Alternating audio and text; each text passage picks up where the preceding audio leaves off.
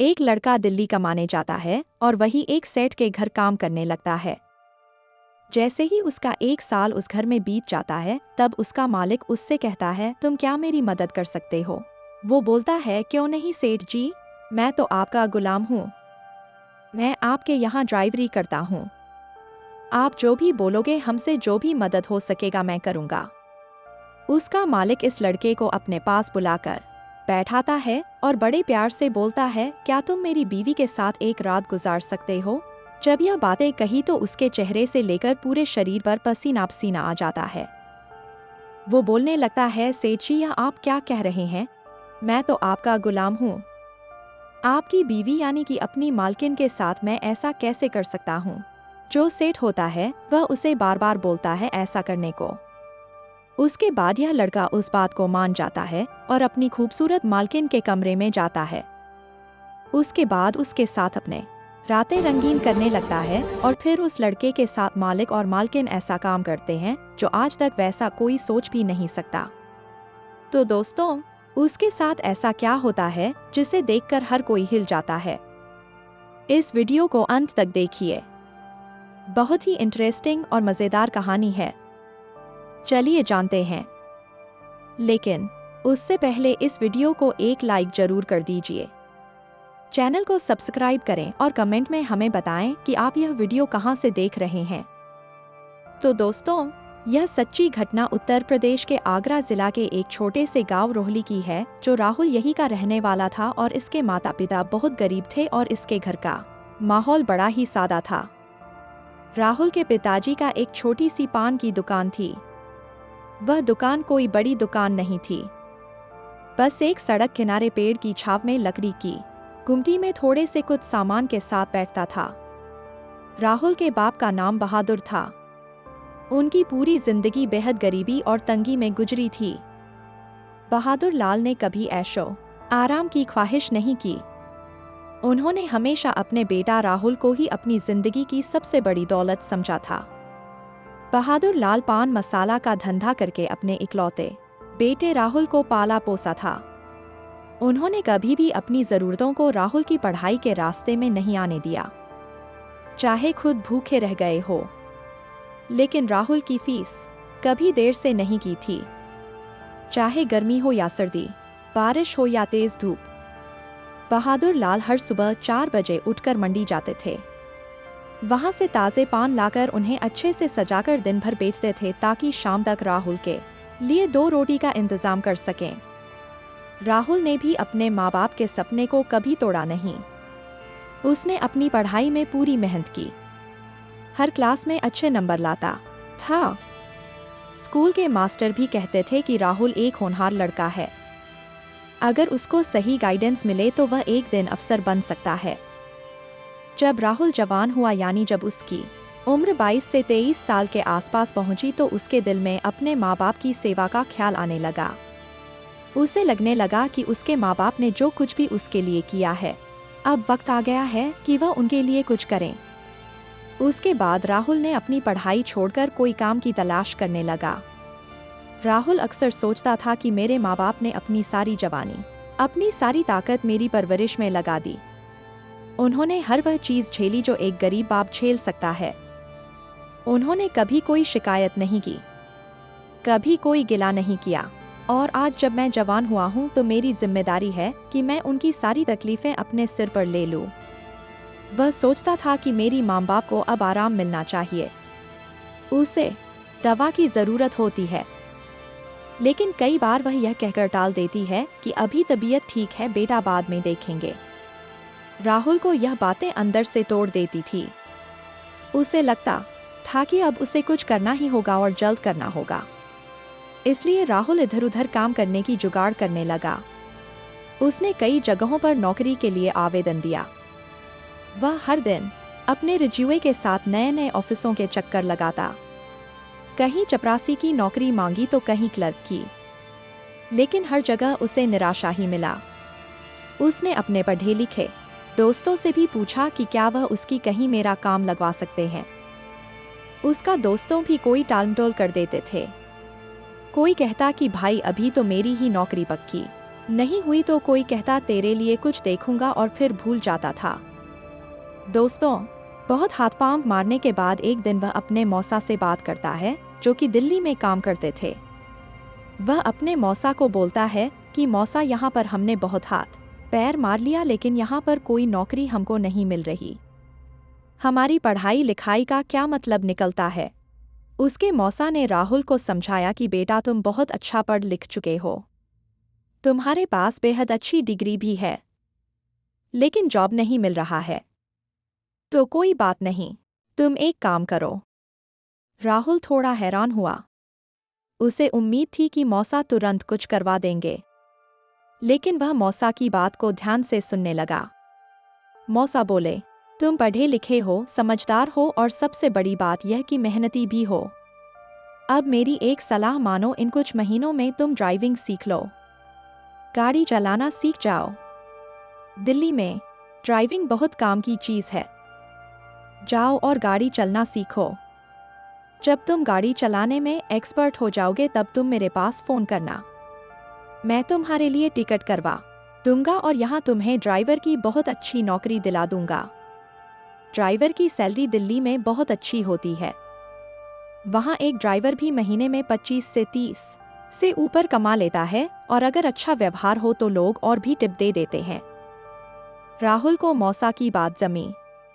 वह समझ गया कि अगर अब भी कुछ महीनों की मेहनत कर ली तो आगे उसका भविष्य बदल सकता है। वह बोलता है, ठीक है मौसा जी। अगले ही दिन राहुल अपने एक करीबी दोस्त के पास जाता है जो पहले से ड्राइविंग करता था। वह दोस्त बहुत अच्छा इंसान था। उसने खुशी खुशी राहुल को गाड़ी चलाना सिखाने का वादा किया। अब राहुल हर सुबह जल्दी उठकर खाली मैदान में या सुनसान सड़कों पर गाड़ी चलाना सीखने लगा। धीरे धीरे करके वह छोटी मोटी गाड़ियां चलने लगा और सीखते सीखते उसको 6 महीने में वह गाड़ी का एक बहुत ही अच्छा ड्राइवर भी हो जाता है। जब अच्छी खासी गाड़ी चलाने लगता है तो एक बार फिर अपने मौसा के पास फ़ोन करता है और अपने माता और पिता से बात करता है कि माँ, पिताजी, हमने मौसा से पहले ही बात कर लिया था, अब मैं दिल्ली जाना चाहता हूँ। उसके घर वाले, उसके माँ बाप भी राजी हो जाते हैं और उसके जाने का इंतज़ाम करने के जो पैसे लगते हैं उसका इंतज़ाम करने लगते हैं। सब कुछ होने के बाद राहुल दिल्ली पहुँच जाता है।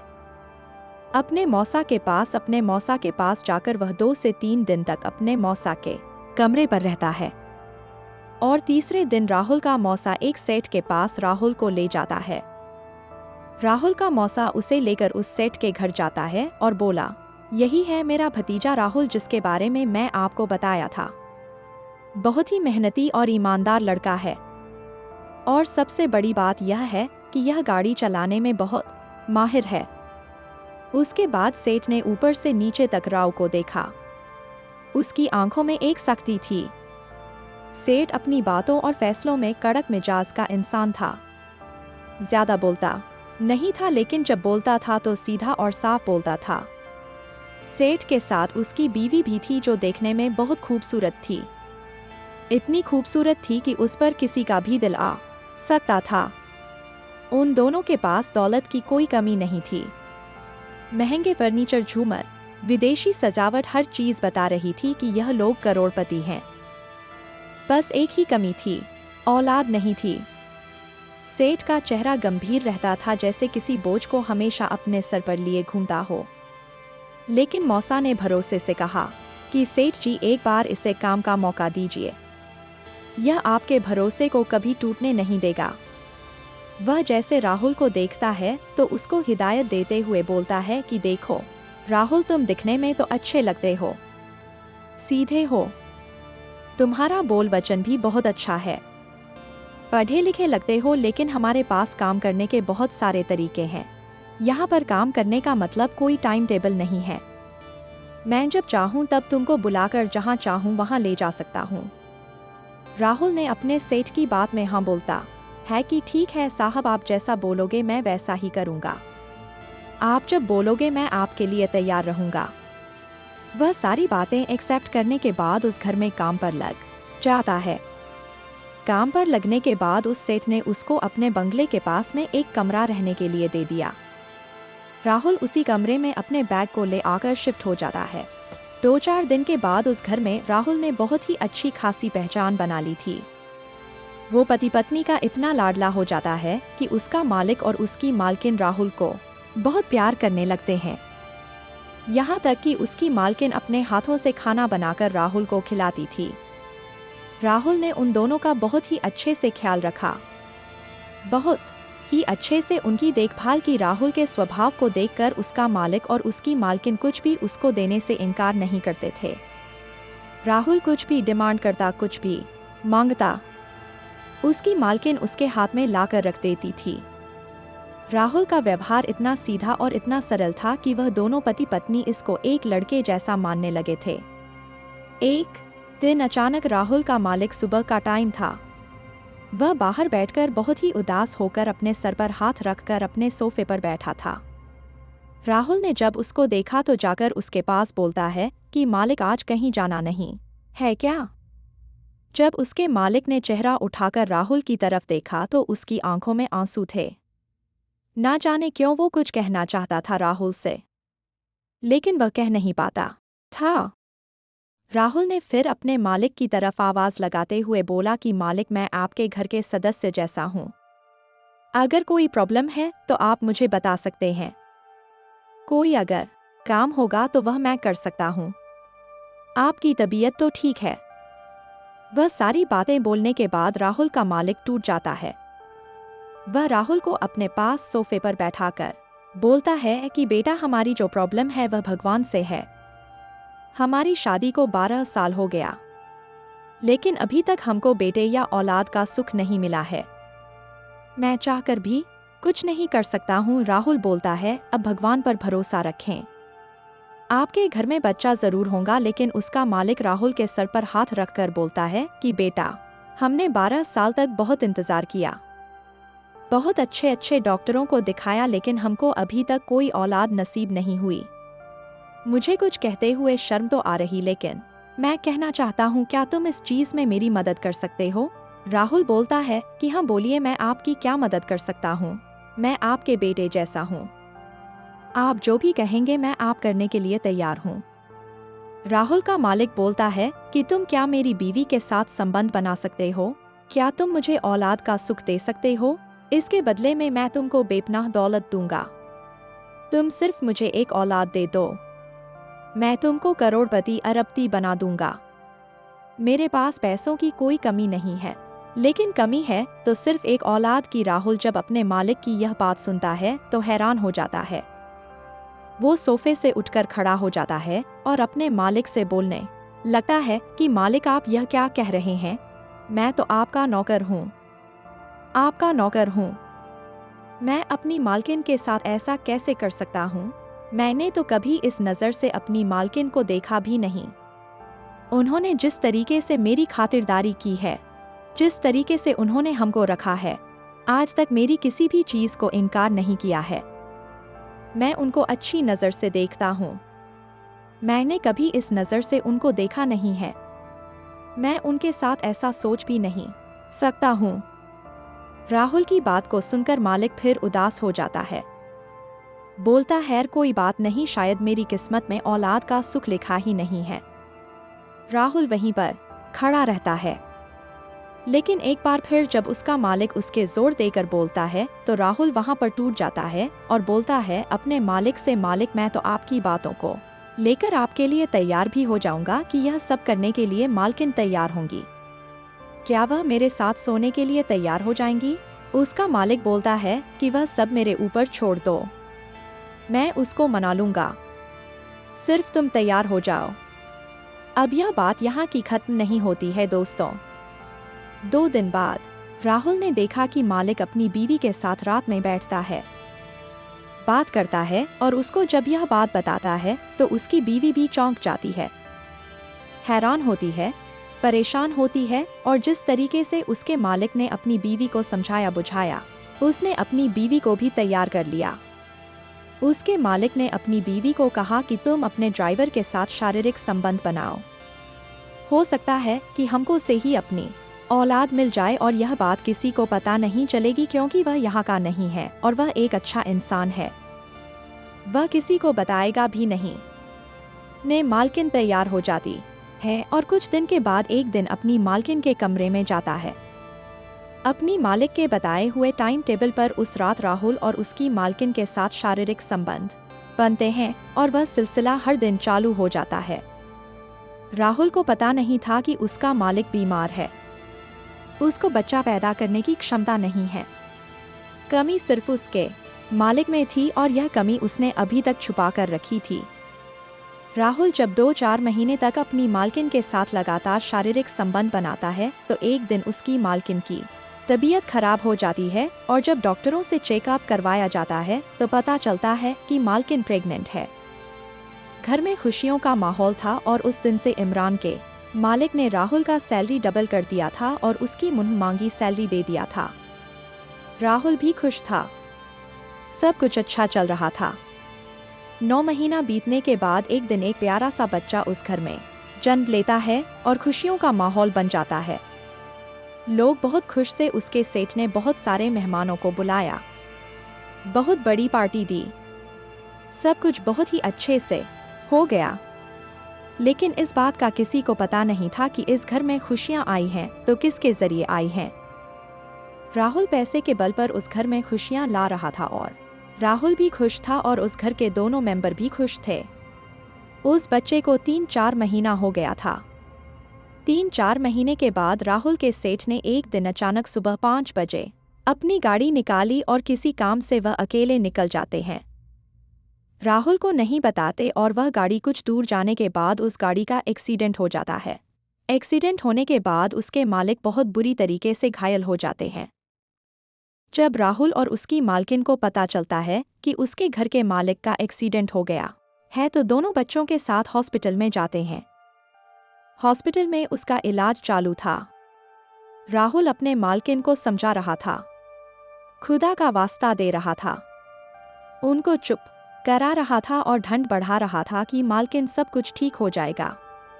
लेकिन कुछ देर के बाद जब डॉक्टर बाहर आता है तो वह बोलता है कि मुझे माफ करना, मैं तुम्हारे मालिक को बचा नहीं पाया।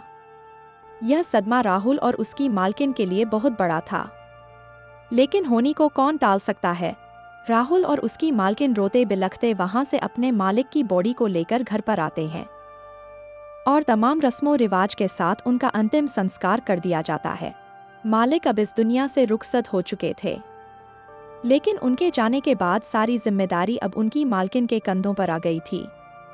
अब उस बड़ी कंपनी की पूरी बागडोर उनकी मालकिन ही संभाल रही थी। उसमें राहुल भी अपनी मालकिन का हाथ बटा रहा था। 1-2 साल बीतने के बाद अब मालकिन और राहुल के बीच बहुत ही अच्छे संबंध भी हो गए थे। अब यह दोनों सच में एक दूसरे से प्यार करने लगे थे। पहले तो यह लोग सिर्फ एक बच्चे के लिए एक दूसरे से मिलते थे, एक दूसरे से प्यार करते थे, चाहे या ना चाहे उनको करना था।